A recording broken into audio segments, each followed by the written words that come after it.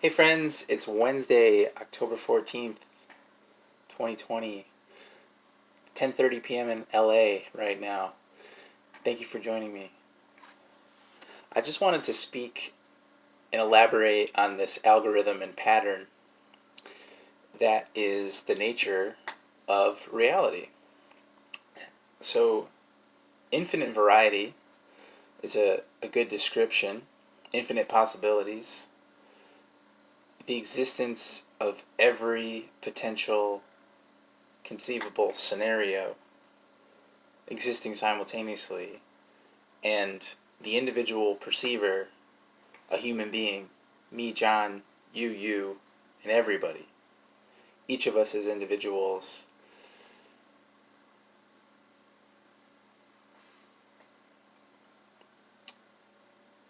causing this pure potentiality to collapse into a physical experience with our perception and expectation, because we are the non physical source of all reality.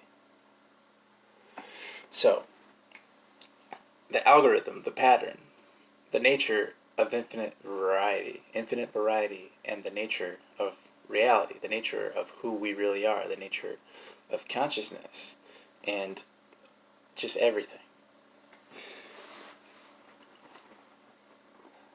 So, what does that actually mean, infinite variety? And also, what's the deal with subjective versus objective reality? And is there one objective reality in which we're all participating and the same thing is occurring that we're perceiving from an individual perspective? Or are we as individuals creating a unique, tangible, objective reality that is only objective to us as the subject, which is creating it? And it's actually the latter. So it's kind of nuanced, but when you actually think about it, it's incredibly exhilarating and expansive to imagine and visualize and let our third eye tune into the Akashic record on that one.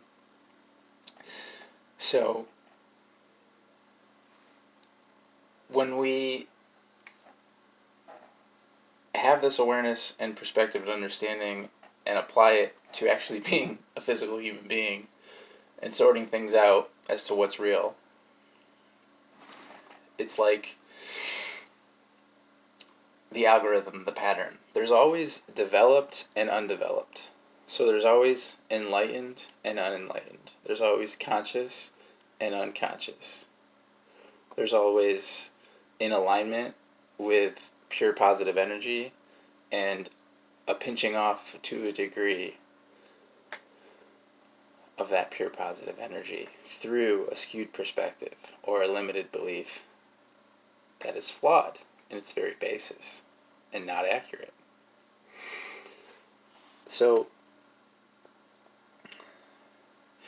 we as an individual perceiver are creating our own unique, autonomous reality. And we exist in an infinite matrix of overlapping realities in which this is true for all of us. And every other person that we interact with, every sentient being that we interact with, this is equally true for them as well. So we're all this reflection of one another. All really the same being, yet we're unique individuations of this collective one being that we are. And our nature is that whatever we think about, we create. So, when you think about what's really going on in the physical world and you apply that to an actual subject, and we're going to keep it pure positive here, but we're just breaking down concepts. So if we're talking about like what's really going on with this whole global pandemic thing, well, the real truth is that there's an algorithm operating in which there's undeveloped conscious beings and developed conscious beings. And we, as an individual conscious being, can pull from this infinite variety at all times and create infinite realities. And whatever we actually believe is the real reality will be the real reality for us, uniquely as an individual. And the thing is about the collective is that it's about, if something is too far-fetched for us to actually believe that it will really happen, then it won't really happen. But if we really believe that it will happen, then it will really happen.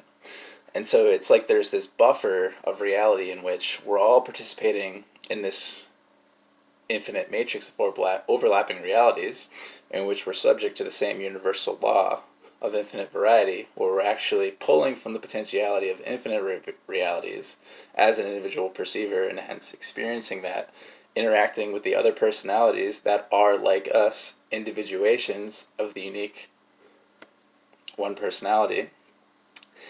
And so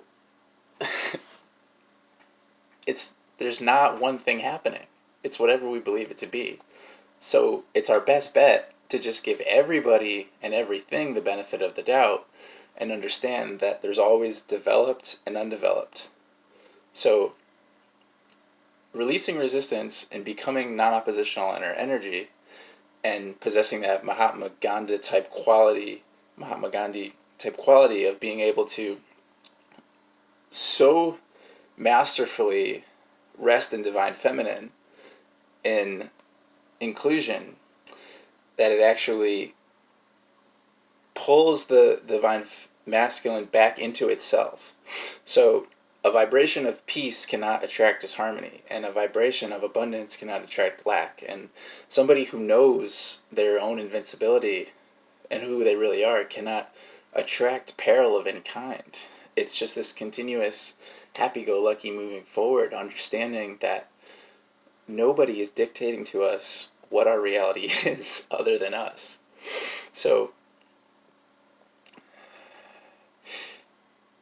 when we try to think about this from the perspective of being brought up within a culture that as a collective has lost sight of this, or has, for whatever reason, and this is all part of this pattern algorithm as well, there's the developed and the undeveloped. So all throughout history there's enlightened beings, and there's those who are trying to understand, or who are those who are within some range of true clarity versus flawed premise.